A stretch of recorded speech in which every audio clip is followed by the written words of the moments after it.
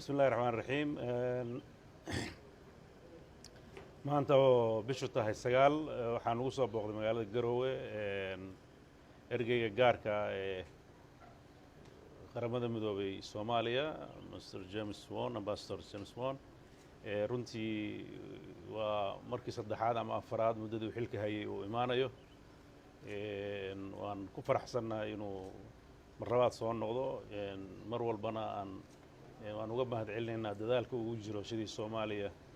ay u noqon lahayd dal degan oo xasiloon oo horumar ku tallaabsada dhinaca amni iyo dhinaca horumarka dhinaca dhaqaalaha labadaba dadaalkaas waan uga mahadcelinaynaa dhammaan dalalka Soomaaliya taageera ee saaxiibada la ah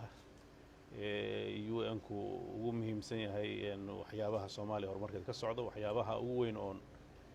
maanta aan ka wada hadalno waxay ahayd sidii dalka marxaladda uu ku jiro looga wada hadli lahaa marxalad runtii dad badan ay dhici karto inuu mugdi uga jiro ayaa la marayaa waxaan rajaynaynaa dadaaladaas iyo wada hadalladaas aan yeelanay iyo kuwa uu madaxda kale ee Soomaaliyeed meel kasta joogaan uu la yeelan doonaba inay qayb ka ahaato inuu yimaado isfaham ku dhisan habka dalka nabadiisu u soconayso dalka doorashooyin lagu wada qanacsan yahay uga dhici lahaayeen oo runtii ku yimaado waqtigeeda loo ilaalin lahaa dhaqanka xeerarka iyo waxyaabaha dadku ku heshiiyey loona heli lahaa xal siyaasadeed waxyaabaha hadda lagu kala aragti duwan yahay marka kulan aad u wanaagsan waqti dheer qaatay buu ahaa waan ku faraxsanahay sida aan afkaarta iyo hadallada isku weydaarsanay waxaan rajaynaynaa inuu mid dhalo soo dhawow Mr. James. Your Excellency, Mr. President, members of the press, good morning, good afternoon. It's a pleasure to be back in Garowe on one of my regular visits to federal member states. In my meeting today with President Said Deni and his cabinet, we discussed a range of local and national issues related to economic development, democratization, and security. I note progress that's been made in preparation of the new Puntland Development Plan, and I want to assure everyone that the United Nations team here has been engaging and looks forward to supporting this plan. I also want to note that we're well aware of the work of the Transitional Puntland Electoral Commission as the Puntland government acts to implement its commitment to democratization and holding local elections, and we're encouraged by those commitments. I also want to take this opportunity to note our continued focus on the need to halt the recurrent violence in Seoul and Sanag, create space for peace-building activities, and ensure conditions that would allow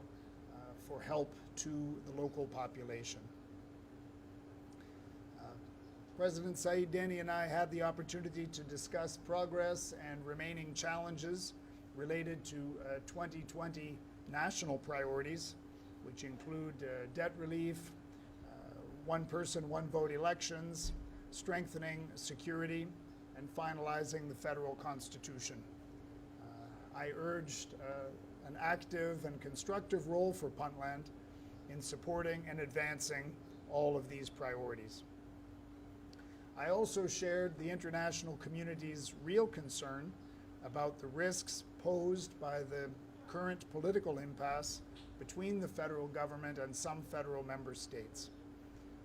It's the view of the United Nations that Somalia's leaders must urgently come together in a spirit of national unity to overcome differences and find consensus on how best to move forward in the interests of the Somali people. President Said Deni described to me plans to hold in the coming week a Puntland-wide inclusive consultation to consider issues of importance to Puntland and to the nation. I look forward to learning of the outcome of this initiative, and I hope that it may contribute to discussions of advancing federalism based on Somalia's provisional federal constitution and the Puntland Constitution. Once again, I thank President Saeed Deni, his government, and the people of Puntland for their warm welcome during my visit. Thank you, sir.